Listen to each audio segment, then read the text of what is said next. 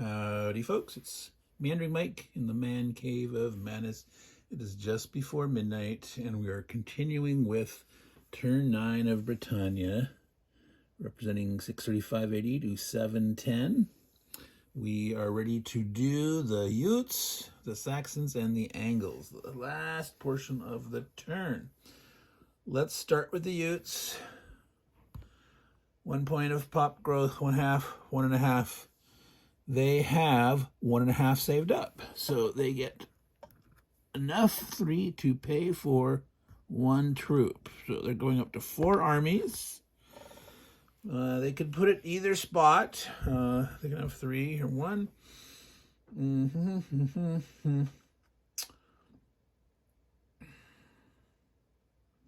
Well, this is probably worth more points to other folks. I'm not going to check it right now. Let's just make that assumption. They want to hold it. It's worth definitely points to them. Yep. That's what they're going to do. Of course. Oh, you're putting more there. I'm going to beat on you. Maybe the Saxons said, don't do that. If the Saxons said that, what would they do? Would they say, I don't care? Or would they put it in Lindsay? And the Saxons might say, I'm going to beat you up anyway because you're a threat to me. They're pretty wimpy. But of course, once the Danes come in, have a little more green activity in the background, trying to maybe beating on a few armies. Not bad. So who knows? Maybe the Saxons do want to try to clear them out before the Danes arrive. We will see. I think the Utes are going to do that.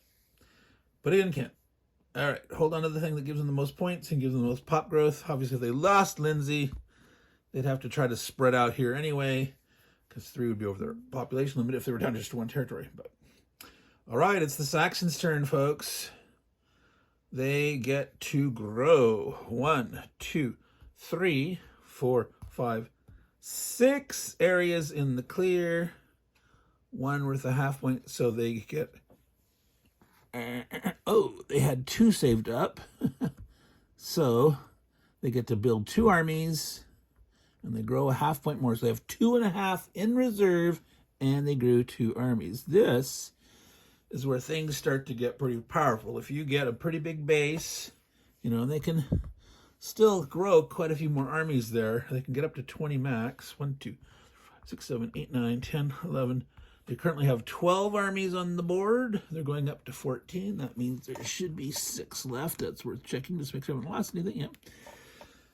All right, so what are they going to do? Bum, bum, bum. I do know, again, I'm not going to look right now, count points, but I think the points for the Saxons have changed somewhat. It's definitely much more just down here in the south and a lot less up here. So I think like North Mercia is not worth as much to them anymore. But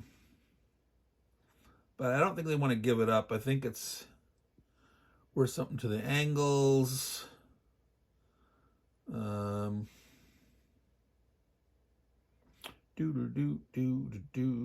may want to spread out a little bit.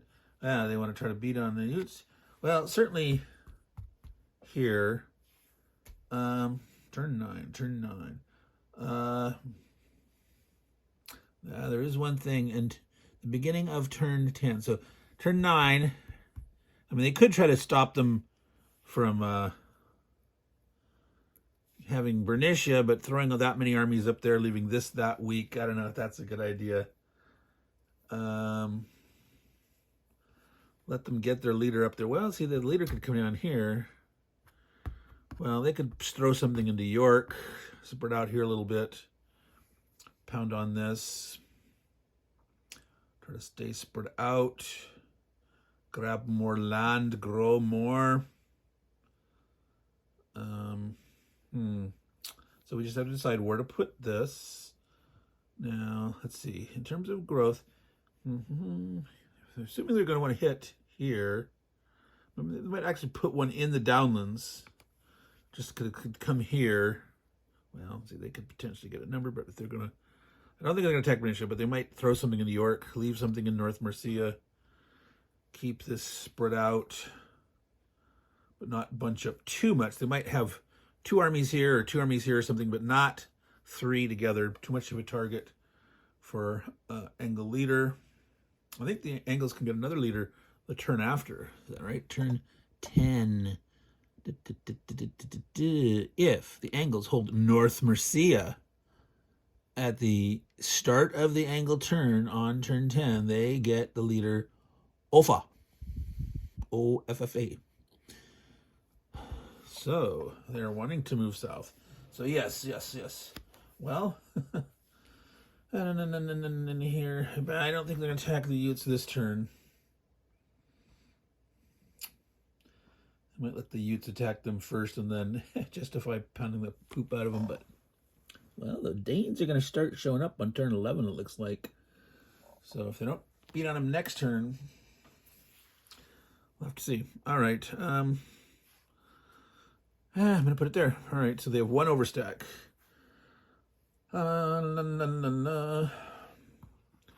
Yeah, I think they might go ahead and tempt the Utes to attack here in the backfield or something, and like, spread out a little bit, Utes, and then we'll kick the snot out of you. Okay, if the leader's coming on here,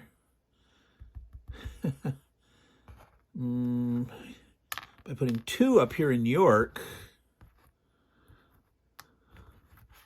to overrun to get down here for the beginning of turn 10, they have to overrun here, so they have to put 3 in here and 1 from there to get the leader through. Yeah, it's I think that's not a bad idea there. I think that, let's see, 2. Again, it's not great odds, but it's decent enough odds. Wow, they could like really like, stay away, Angles. Gonna make you pay. Beat on a couple armies, spread out, make it hard for them to get in there. They could still potentially make it, depending on if something retreats alive here. Well, the thing is, they can't. No, they can have 3. 3 is the normal amount over population in the Angles' turn. The Angles in their turn is going to have to expand and fight. Do them in the right order. Do this one first. He won't be able to retreat anywhere because he won't be able to go here. This guy could retreat here potentially. But if we do this one first, he definitely cannot retreat. All right. There have the Saxons. They have spread out. They're trying to attack Huis, South Mercia. Spread out here a little bit. Be difficult for the Angles to come all the way down to North Mercia. It's still possible. Looks tempting to the Utes, but maybe that's what they want. Attack me, and I will eat the snot out of you, but I'll blame it on you. All right, so if I tilt this up, because we don't need to see the backfield, we need to see here. That should be in plain view. We're doing South Mercia first. 2 dice on offense, 5s or 6s for the black dice. Miss and miss and miss. They cannot retreat. So that was the importance of doing this one first. Try again. Miss, miss, miss, miss. And you can just keep doing that. You can't retreat. Finally, they get a hit. The Angle perishes. South Mercia is now in the hands of the Saxons. Now they go to Huis. It's the same odds. Miss, miss, miss, miss. Now they can retreat. They will. All right, Huis has been taken. South Mercia. They've spread out here. This guy. There are 3 armies there, but they're facing 2, 2, and 2. All right, it's going to be painful for the Angles. The Angles do get Oswe. Could be Oswe. Oswe. It's hard to tell which, it's Germanic root, so the W could be a V. Oswe. Oswe. I do not know. The Angles come from Anglin, which is, I believe, right next to modern-day Denmark, the part of northern Germany, right in-ish, there-ish. Wow. So the Angles have 2 provinces, 2 points. They have 2 stored up, so they do get to get 1 army growth, leaving 1 left over. They are absolutely going to have to fight.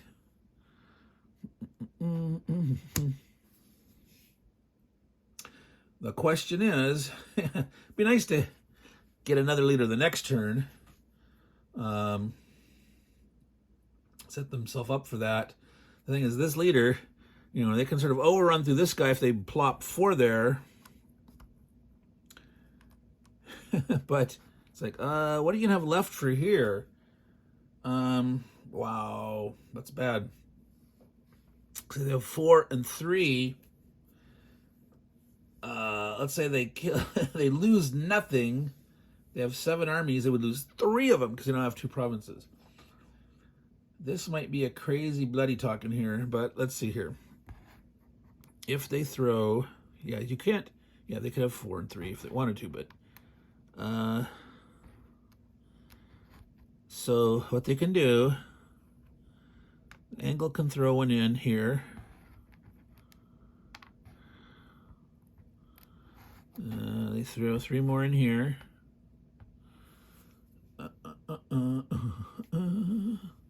The leader overruns through because there's 4 against 2. Comes down here. Comes to here. So they have 2 guys on 2 guys, but they have a leader. Saxons, there's no points for killing these little Angle leaders. Oswy is not one of the dudes that's important. Eventually, the Saxons get points for the Danish brothers, Harald, Hardrada, and William. But these little no-name named Angle guys, no one really cares about. Wow, do they really want to do that? So 4, 5, 6, 7.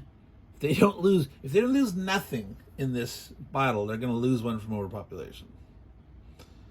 Odds are, with 4 dice needing a 1/3, they're going to probably lose 1. Of course, there's a chance that they won't. They could be totally missed, which is, again, 2/3. The chance of missing is 2/3 times 2/3 times 2/3. So 4. That's assuming that they retreat immediately after the first, which they can't. So there's actually increased odds that there might be subsequent rounds of combat if they don't hit. But anyway,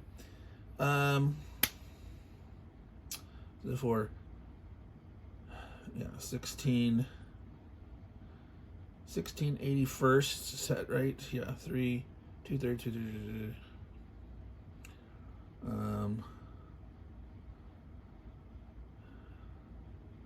So less than what, maybe 17% chance that you don't lose any at all.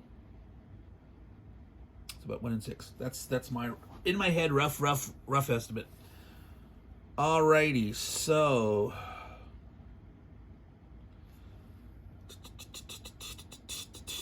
one came from here, one came from potentially, depending on how many live, they could retreat back.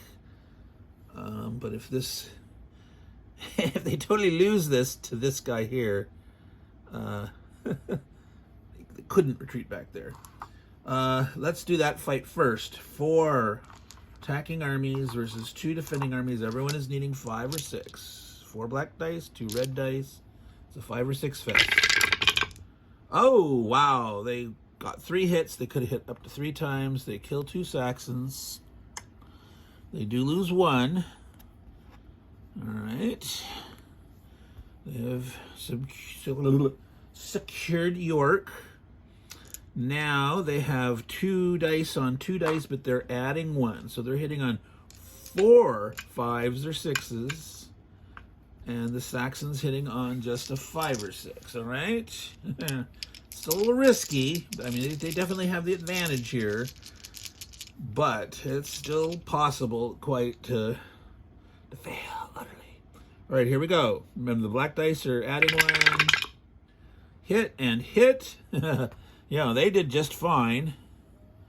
So they spanked back. So they managed to kill 4 Saxons. They only lost 1 army, which fits them into their 6 total.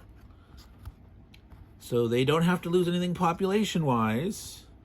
They have 3 territories. And if they hold this, I mean, it's up at the beginning of the turn, someone can attack, but Oswy sticks around until the beginning of their next turn, which then they could potentially get Offa. So if someone wants to attack here to drive him off, Offa's shooting back good. So that wasn't too bad. And the Angles are still in a tough situation, but relative to where it started at the beginning of the turn, it's looking a little better for them. Alrighty, that was the end of turn 9, folks. Turn 10 is coming up. We'll call it quits there. I'll definitely do, maybe try to get 2 whole turns done tomorrow. We will see. So that's Meandering Mike, the Man Cave of Madness. And don't forget to check out the latest game giveaway for Valentine's Day. It's there under the giveaways playlist. You can find it. It's easy to do. So, take care, y'all, and ciao.